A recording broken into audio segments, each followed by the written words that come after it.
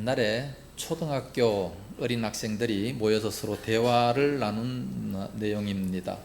집안이 불교인 친구가 자랑을 하면서 떡 나서서 얘기합니다. 야, 우리 아버지가 절에 가서 스님한테 들은 얘기인데 말이야, 실제로 있었던 일이래. 못된 사람들이 스님 한 분을 괴롭히기 위해서 방 안에 가두고 아궁이에다가 막 불을 막 잔뜩 지펴가지고 막 뜨거워 죽으라고 잔뜩 지펴서 한참 동안 있다가 나중에 들어가 보니까 그 스님이 추워서 벌벌 떨고 있더래.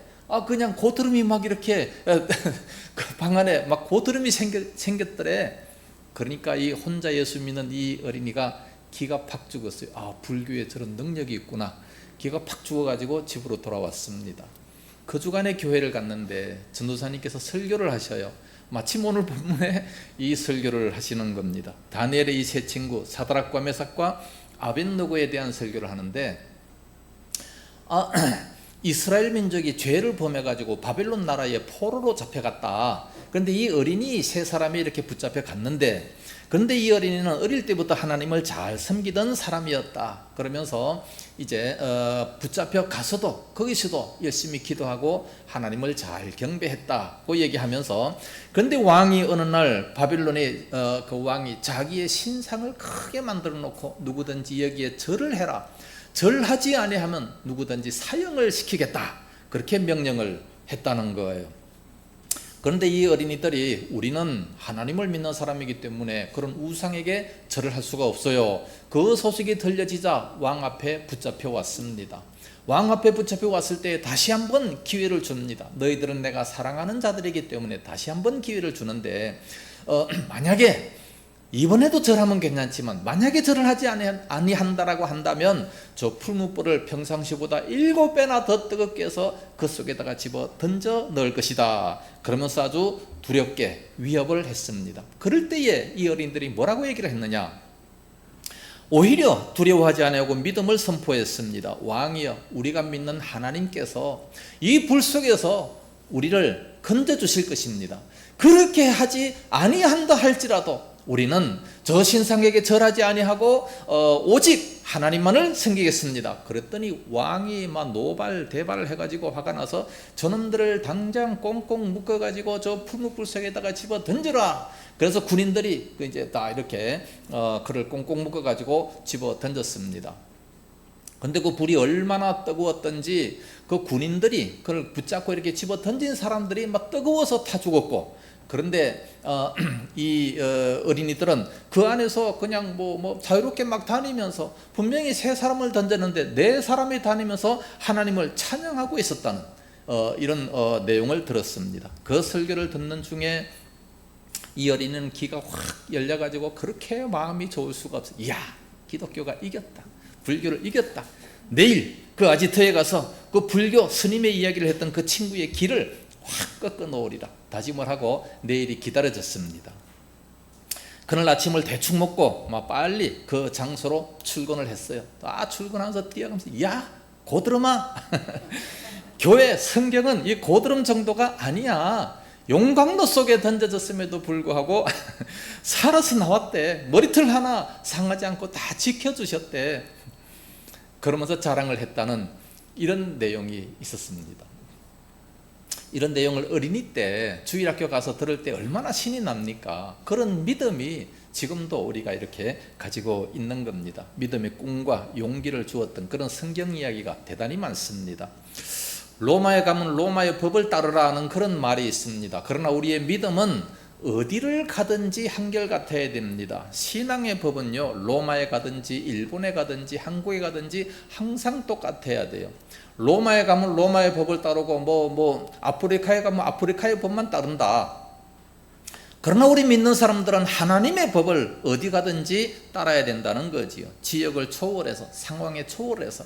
그래서 포로로 붙잡혀 갔음에도 불구하고 신앙의 법을 따르는 겁니다. 그 나라의 법을 따르는 것이 아니라 신앙의 법을 따랐어요. 이 얼마나 힘들겠습니까? 그 바벨론 나라의 포로로 잡혀가지 않았습니까? 그 당시에 이 바벨론 왕은 느부갓네살 왕이었습니다. 느부갓네살 왕이 전쟁에서 승리했어요. 이스라엘 백성들과 싸워서 이겼잖아요. 그래서 포로로 잡아왔습니다. 그래서 두라 평지에다가 자기의 큰 신상을 세웁니다. 얼마나 큰 신상을 세웠느냐? 높이가 60규빗이다 그랬어요.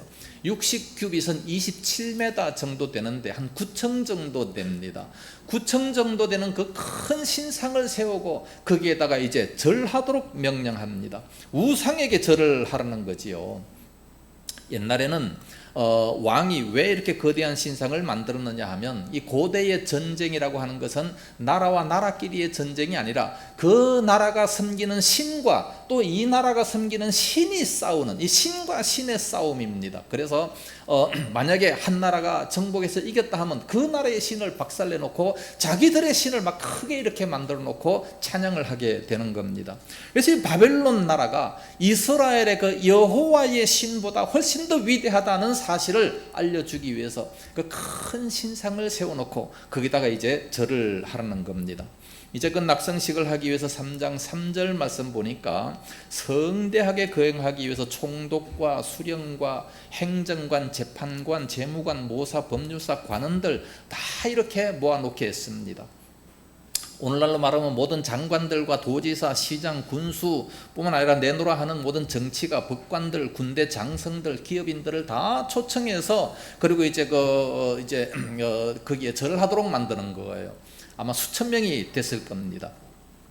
각종 이제 악기들, 가수들 이런 사람들을 동원해 가지고 유명한 밴드로 이제 빵빠레를 울리게 하고, 그리고 그 소리가 날 때 일제히 다 절을 해라 5절에 그렇게 말씀하고 있습니다. 만약에 절을 하지 아니하면 풀무불에 집어던져서 사형을 시키겠다, 이유를 불문하고 그렇게 다 죽이겠다, 그렇게 얘기합니다. 그런데 그 기쁘고 즐거운 날에 왕의 명령을 거절한 사람이 있지 않습니까? 포로로 잡혀갔던 이 사드락과 메삭과 아벳느고였습니다. 오늘 본문 말씀을 통해서 이 사드락, 메삭, 아벳느고의 믿음을 배울 수 있습니다. 그가 어떤 믿음을 가지고 있었는가? 어째서 놀라운 하나님의 기적이 나타났는가? 첫째는 이들은 타협이 없는 믿음을 가지고 있었습니다.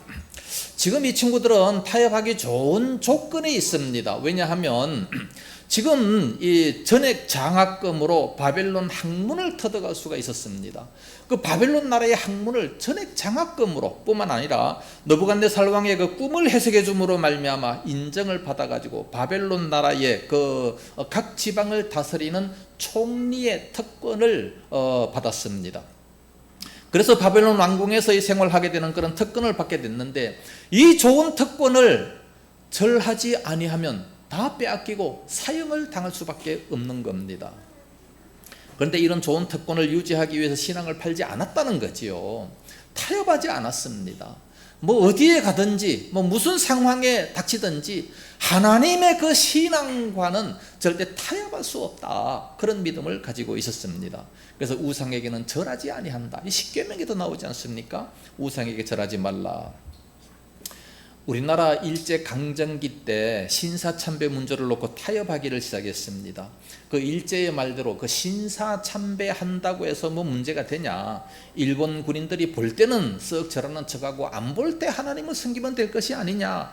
좋은 게 좋은 것이지 굳이 순교하면서까지 그 신앙을 지킬 필요가 있냐? 그렇게 얘기를 했습니다. 그렇게 타협을 했지만, 그래서 수많은 기독교인들이 목숨을 위해서 신사참배를 했습니다. 평신도들이 신사참배한 것은 얼마든지 이해를 할 수가 있지만, 그런데 목사 장로들이 모이는 노회에서 신사참배를 놓고 어떻게 할 것인가 결정을 할 때에 신사참배하기로 결정을 했습니다. 회의를 해서 그렇게 결정을 하지 않았습니까? 이 한국 교회사에 참으로 있을 수 없는 수치입니다. 제2차 세계대전 때에 나치 히틀러에 저항하던 이 독일의 여러 교회들도 엄청난 고난을 받았습니다. 그때의 이 교회들은 어떤 법을 채택을 했느냐? 1956년도 독일교회 총회에서 채택한 그 성명을 보면, 하나님의 법에 거스리는 법률에 순종하는 것보다 차라리 고난을 선택하고 차라리 순교를 선택하자, 이것을 결의를 했습니다. 이게 바로 한국교회와 독일교회의 차이입니다. 왜 같은 성도인데 이렇게 차이가 날까요? 한국교회는 참으로 역사에 큰 죄를 범했습니다. 그래도 불구하고 그 신사참배를 거절하는 사람들이 있었습니다. 거절하는 사람들은 이중으로 고통을 당했습니다. 신사참배를 찬성한 사람들에 의해서 조롱과 멸시를 당하잖아요. 뭐 신앙생활 한다고 별스럽게 뭐 잘난 척 하는구만, 그러면서 이렇게 조롱을 당하고, 또 일본 순사들에게 끌려가서 왜 저 목사는 신사참배하는데 너는 왜 안 하느냐, 그러면서 감옥 속에 가두게 됩니다. 영화로도 우리가 보지 않았습니까? 주기철 목사가 그렇게 해서 고난을 많이 당합니다. 나중에 해방되었을 때에 신사참배를 거절했던 사람들이 따로 모였습니다. 따로 모여가지고 저 신사참배한 저 사람들과 우리는 같이 할 수 없다. 그래서 총회가 분리가 되지 않았습니까? 그게 바로 대한예수교 장로교 우리 합동측이고, 그리고 고려측입니다. 이 고려측. 그렇게 그래서 통합측과 합동측이 총회 제4.14차에 갈라지게 됐습니다. 한국의 성자라 불리웠던 그 유명한 목사님이 소천하셨습니다. 한경직 목사님이라고. 이분이 통합책에 있지 않았습니까? 그런데 이분이 살아계실 때 종교계의 노벨상이라 불리는 템플턴 상을 받았습니다. 이분이 이걸 받을 때에 이런 고백을 합니다. 나는 이런 어마어마한 상을 받을 자격이 없습니다. 왜냐하면 저는 일제강점기 때 신사참배를 거절하지 못하고 타협하고 신사참배를 찬성한 사람입니다. 그러면서 일평생 눈물 흘리며 회개한다고 했습니다. 그래서 그가 오히려 더 위대하게 느껴지게 됐습니다. 우리가 신앙생활을 하면서 살아가는 동안에 이 신앙의 문제를 놓고 타협할 때가 너무나도 많습니다. 이 술을 먹어야 되나 말아야 되나, 이 담배를 펴야 되나 말아야 되나, 오늘 교회를 가야 되나 말아야 되나. 그러나 하나님께서는 우리의 모든 결정을 다 보고 계시는 겁니다. 어느 편을 택할 것인가 다 감찰하고 계십니다.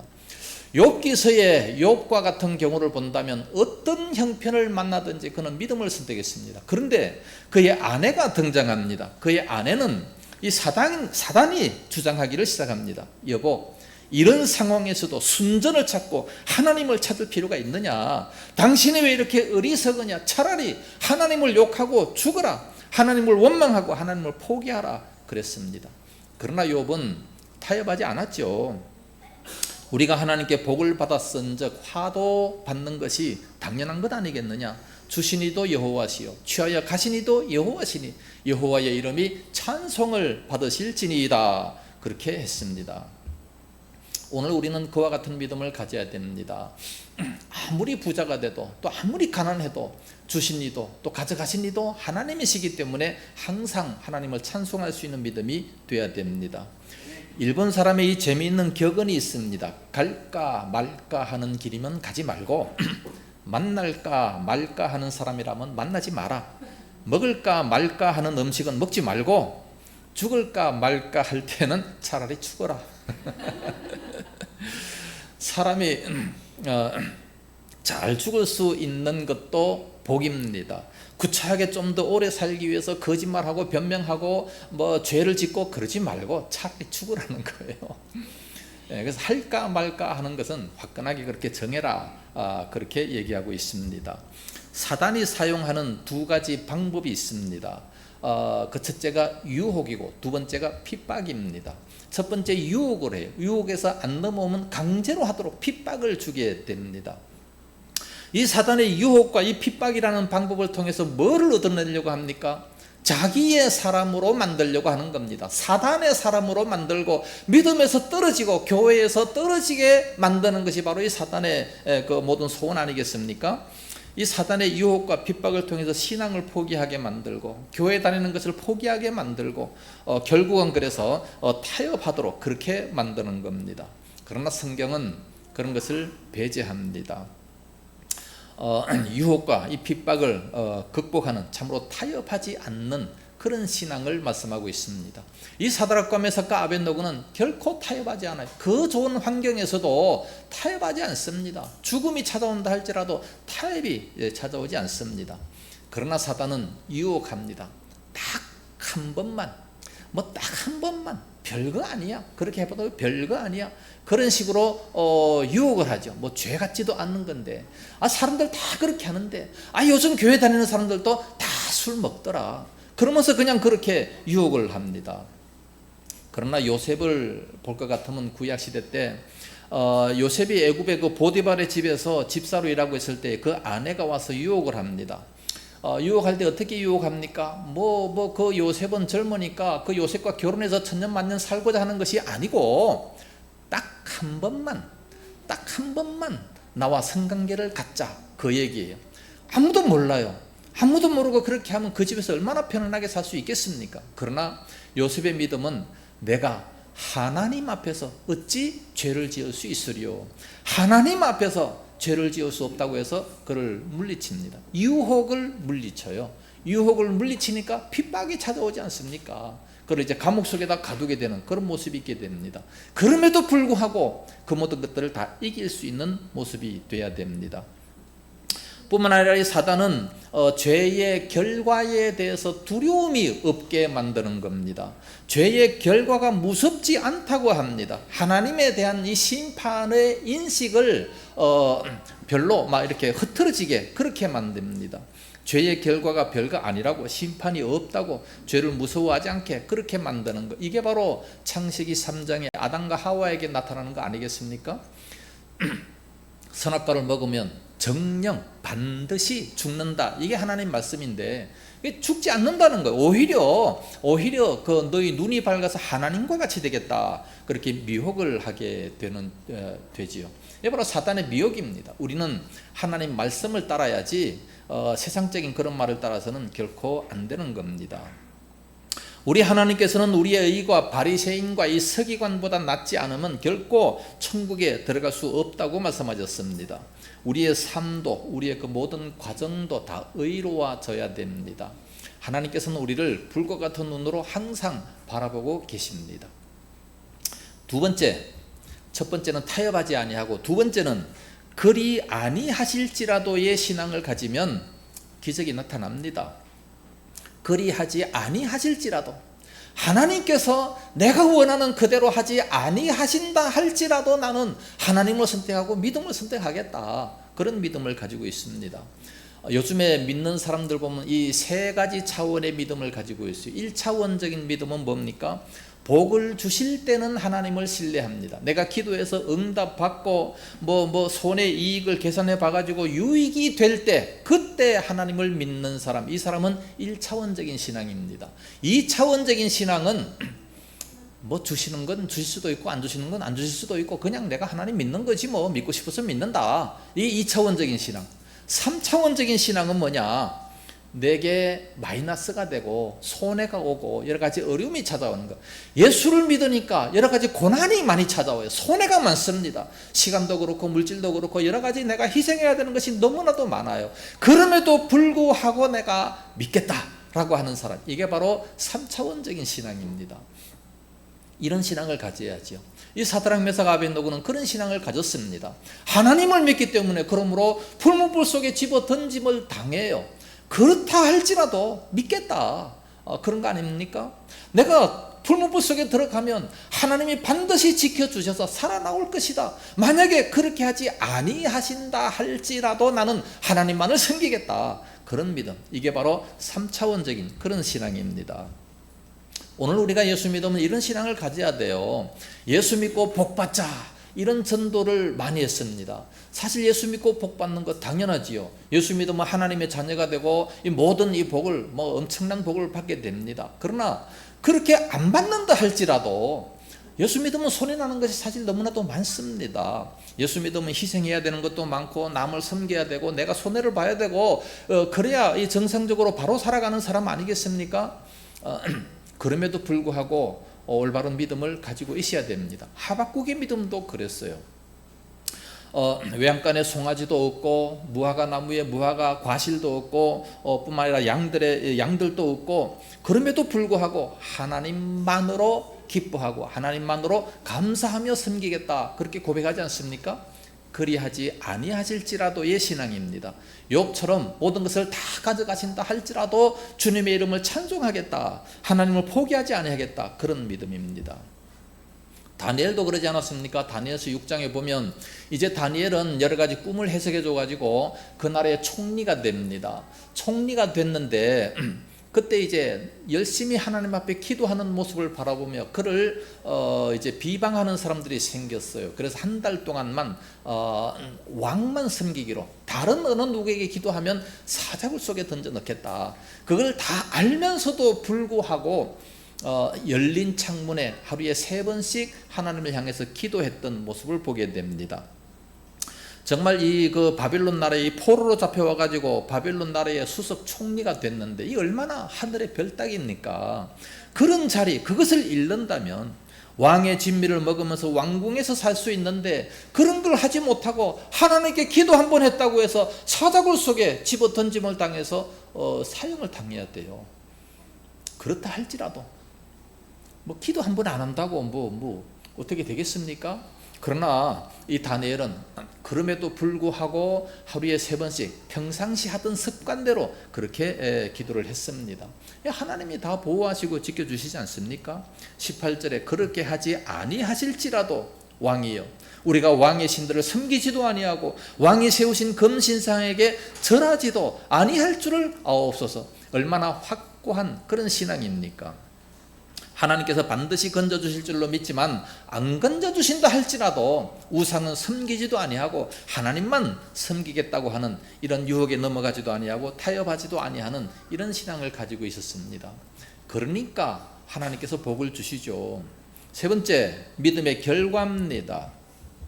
믿음의 결과는 이제 하나님께서 얼마나 큰 복을 주셨느냐. 26절 말씀부터 쭉 보면 느부갓네살이 맹렬히 타는 풀무불 악에 가까이 가서 불러 이르되 지극히 높으신 하나님의 종 사드락 메삭 아벳노고야 나와서 이리로 오라 하며 사드락과 메삭과 아벳노고가 불 가운데서 나온지라.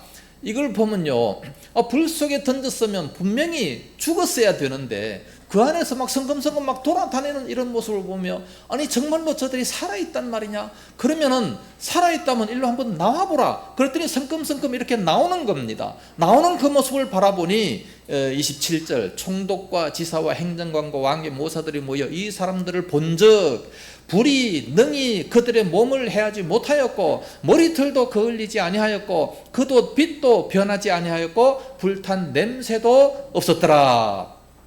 그때서 비로소 이제 깨닫습니다. 28절에 느부갓네살이 말하여 이르되 사드락과 메삭과 아벳노고의 하나님을 찬송할지로다.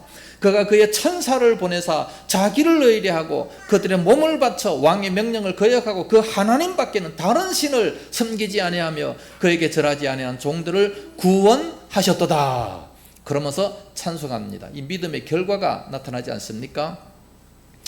믿음의 결과는 첫째로 해방의 축복입니다. 분명히 결박에서 7배나 더 뜨거운 그 풀무불 용광로 속에다가 집어 던졌는데 던질 때는 3사람을 던졌지만 그러나 그 결박된 그 모든 것은 다 타버리고 사드락과 메삭과 아벳노고에게 속한 그 옷이나 머리카락이나 뭐 그을린 냄새조차 나지 않았습니다. 그러니까 믿음을 지키고 뛰어들었더니 이제는 그를 괴롭히던 모든 결박들은 다 풀어지고 그리고 몸은 온전하게 됐다라고 하는 것을 본다면 그를 괴롭혔던 모든 것들이 다 풀어지게 되는 해방의 축복입니다. 오늘날 우리들의 가정이나 사업터에 어려운 문제 있습니까? 이런 믿음을 가진다면 하나님께서 반드시 풀어주실 줄로 믿습니다. 질고와 모든 병고 때문에 개인적으로 어려움을 당하는 사람, 그러나 이런 믿음을 지키고 뛰어드는 순간 하나님께서 함께 하셔서 다 풀리기 시작하고 해방되기 시작하는 겁니다. 그리고 또 2번째로는 함께 하시는 복이 있습니다. 25절에 보니까 결박되지 아니한 4사람이 불 가운데로 다니는데 상하지도 아니하였고 그 넷째의 모양은 신들의 아들과 같도다. 3사람을 넣었는데 4사람이에요. 이 어찌된 일입니까? 이분이 누굽니까? 구약에 나타난 예수님이다. 그렇게 신학자들은 얘기하고 있습니다. 이것이 무슨 의미냐 하면 우리가 세상을 살아갈 때에 믿음 지키며 고난당하면서 살아갈 때에 우리 주님께서는 우리가 고난당하는 것을 구경만 하고 계시는 것이 아니라 친히 함께 하시는 그런 분이시라는 말씀이에요. 고난의 현장에 함께 하시고 결박까지 다 풀어주시고 끄집어 내주십니다.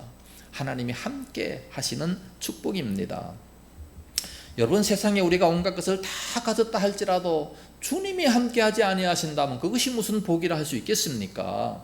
세상의 모든 것을 전부 다 잃어버린다 할지라도 주님이 우리와 함께 하신다면 그게 진정한 복이 될 수가 있는 겁니다. 그러기에 내 고난 속에 하나님이 동참해 주셔야 되지, 하나님이 없이 세상의 모든 것을 다 소유한다 할지라도 그것은 진정한 복이 아니에요. 하나님을 잃어버리고 세상에 엄청난 부를 소유했다, 그런 거 부러워하지 마세요. 그거 하나도 부러워할 것이 없습니다. 하나님이 함께 하신다는 그게 진정한 복입니다. 구약 성경에 보면 에스겔서 같은 경우도 보면 그들이 범죄하니까 하나님이 그들을 조금씩 떠나버려요. 계속해서 문지방에서 한 걸음 나갔다가 또 조금 나가다가 또 그 성전을 쳐다보시고 얼마나 안타까운 그런 마음을 가지십니까? 그러다가 결국은 떠나버리세요. 하나님이 떠나버리고 나니까 그 예루살렘 성전이 바벨론 나라에 침략을 당해서 불타버리지 않습니까? 거기에 하나님이 함께 계셔야, 그래야 아무도 침략하지 못하고 범죄자들이 거기에 들어오면 다 죽임을 당하고 하는 그런 모습, 하나님이 살아계시는 역사가 나타나지 않습니까? 그런데 하나님이 떠나버리시니까 다 그런 것을 다 침략해버리고 마는 거예요. 세 번째 복은 29절과 30절의 높임의 복입니다. 그러므로 내가 이제 조서를 내리노니 각 백성과 각 나라와 각 언어를 말하는 자가 모두 사드락과 메삭과 아벳느고의 하나님께 경솔히 말하거든 그 몸을 쪼개고 그 집을 거름토로 삼을지니 그전에는 사드락 메삭 아벳느고를 사형틀에 집어넣으려고 그랬는데 이제는 그에게 경솔히 말하거든 그 몸을 쪼개고 오히려 그 사드락 메삭 아벳느고에게 해를 주고 나쁜 말을 하는 사람들을 죽이겠다, 그런 얘기 아니겠습니까? 이는 이같이 사람을 구원할 다른 신이 없음이니라 하더라. 다른 신이 없죠. 당연히 없죠. 왕이 드디어 사드락과 메삭과 아벳느고를 바벨론 지방에서 더욱 높이니라 말씀했습니다. 우상은 없어요. 시편 115편에 보면 눈이 있어도 보지 못하고 코가 있어도 냄새도 맡지 못하고 입이 있어도 먹지도 못하고 귀가 있어도 듣지도 못하는 이게 바로 우상이다 말씀하고 있어요. 우상은 사람이 만든 수공물이다, 그렇게 기록하고 있습니다. 그러나 하나님은 살아계신 하나님 아니십니까? 그래서 우상을 지금까지 섬겼던 그 모든 사람들은 아무것도 아닌 것에 자기가 만들어 놓고 자기가 섬겨요. 그 얼마나 바보 같습니까? 사형을 시키려고 했던 이 사드락 메삭 아벳느고를 더욱 높였어요. 그 왕이 죽이려고 했지만 이제는 오히려 축복을 해줍니다. 그런데 이 모든 것은 다 왕이 그렇게 했겠습니까? 왕이 그렇게 한 것이 아니라 하나님이 하신 겁니다. 하나님이 왕을 시켜서 그 어려운 고난 속에서도 믿음을 지키며 살아나가는 그 사람들을 높여주셨다는 겁니다. 하나님이 하신 거예요. 사무엘상 2장 6절에서 8절까지 여호와는 죽이기도 하시고 살리기도 하시며 서울에 내리기도 하시고 거기에서 올리기도 하시는도다. 여호와는 가난하게도 하시고 부하게도 하시며 낮추기도 하시고 높이기도 하시는도다. 가난한 자를 진토에서 일으키시며 빈궁한 자를 걸음더미에서 올리사 귀족들과 함께 앉게 하시며 영광의 자리에 차지하게 하시도다 말씀합니다. 누가요? 여호와 하나님께서 죽이기도 하시고 살리기도 하신다 말씀하셨습니다. 만약에 우리가 죽음이 찾아오게 된다면 나의 생명은 하나님께서 여기까지 허락하시는 것이구나, 그렇게 생각하면서 감사할 수 있는 믿음이 되어야 되는 거예요. 하나님이 그렇게 하신 겁니다. 로마서 11장 36절에 이런 만물이 주에게서 나오고 또 주로 말미암고 결국은 주에게로 돌아감이라. 그에게 영광이 세세에 있을지어다 아멘 하면서 끝나게 됩니다.